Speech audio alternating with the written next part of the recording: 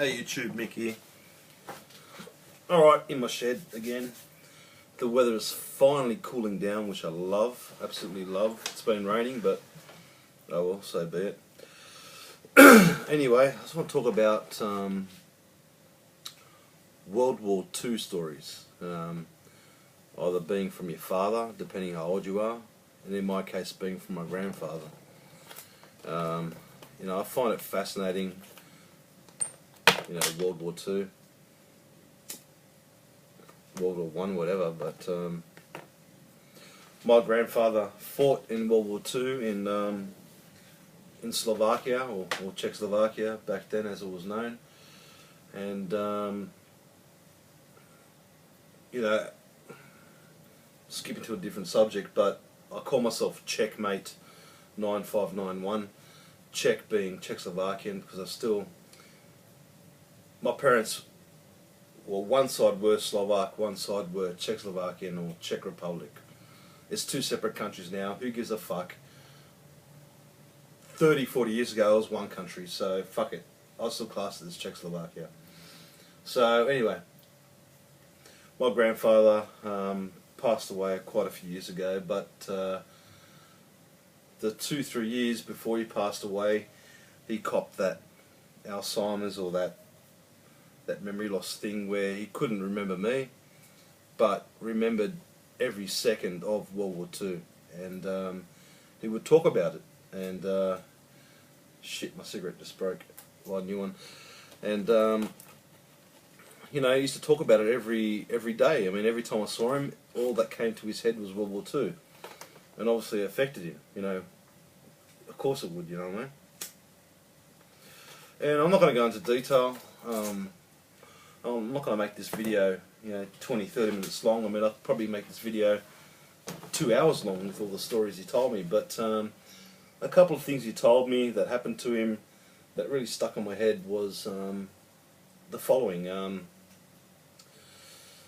know, he told me once, well, he basically told me that he got caught 3 times and got put into a German camp and escaped 3 times.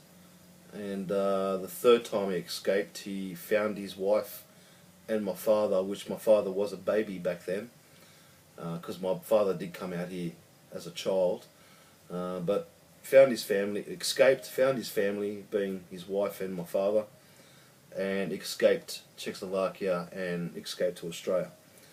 But before then, he told some amazing stories, which I think is amazing. I mean, firstly, escaping a German camp 3 times is amazing in itself. In his village, the village was called Komano in Slovakia, or Czechoslovakia, whatever you want to call it. And when the Germans were attacking or invading, he had his own little rebel army force. You know, not many people, probably about 20 blokes in the village.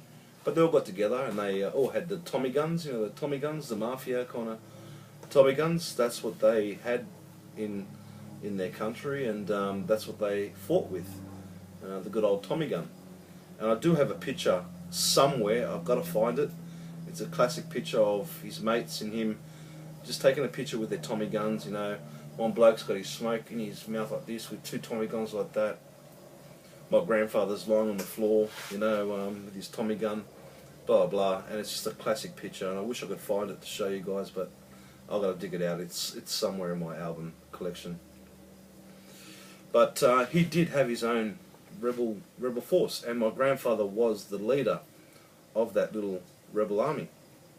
And he told me one day that they were in the village, and the Russians, you know, when the Russians were advancing, because of, you know, the Germans were coming, and you know, Czechoslovakia and Poland and Hungary, those countries that were on the border of Russia, you know, the Germans were coming through, and we all know the story. The Germans lost that war because of the cold, and because of the Americans, and because of the Russians. They literally lost the war because they were freezing to death and ran out of food, and blah blah blah.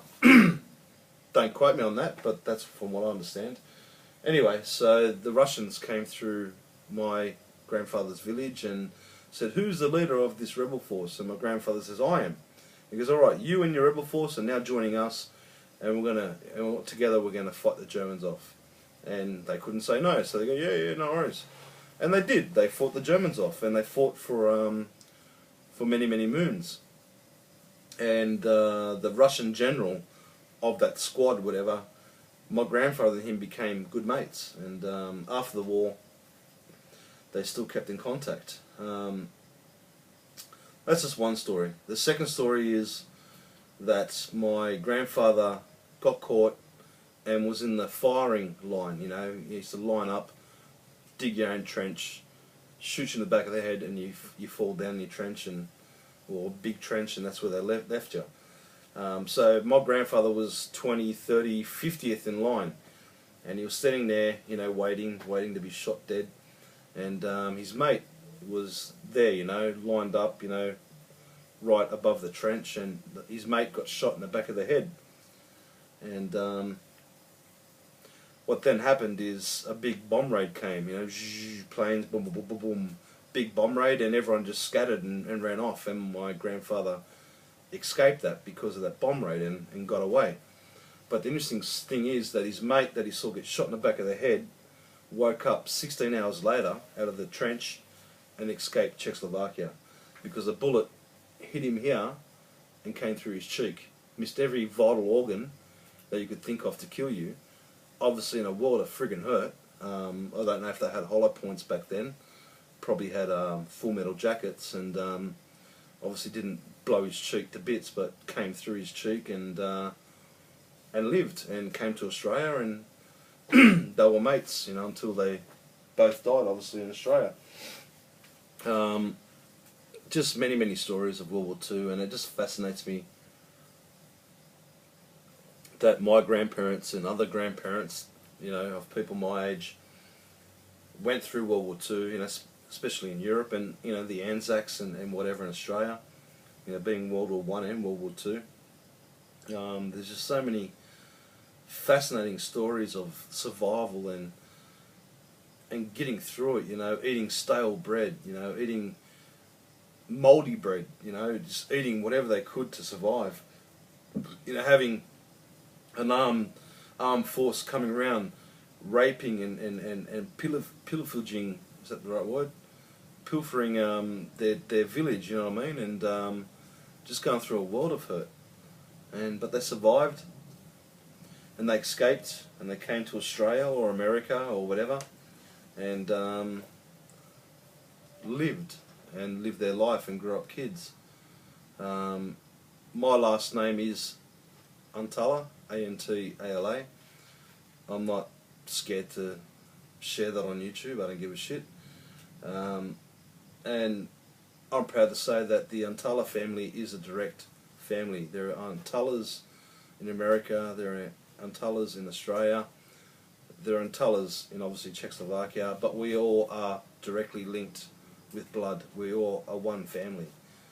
We're not like a Smith or a common name where it's different blood families. My family is the same blood. We are cousins, brothers, sisters, fathers, uncles, whatever. We are one family. So, bit of a rant about World War II. You know, some stories my grandfather told me. There's many more that I could tell you, but I'm not going to, you know, drag this video on too long. But guys, if you've got similar grandfathers or fathers that have been in World War II, or girls, and you got some stories to tell, I'd love to see the videos. I'd love to see, you know, what your grandparents or your parents went through in that era. And I guess the reason why I'm talking about this is with North Korea, who knows, maybe we're in for another World War III. Who bloody knows, you know, who knows? Will it be a nuclear war? Will it be a land war? Will it be soldiers fighting, or will it be planes and bombs? Who knows? But North Korea seems to be pretty pissed off and threatening the USA, and to be honest, they'd be pretty stupid to do that, but who knows? I think this president, or whatever they call their president, is a drunk, and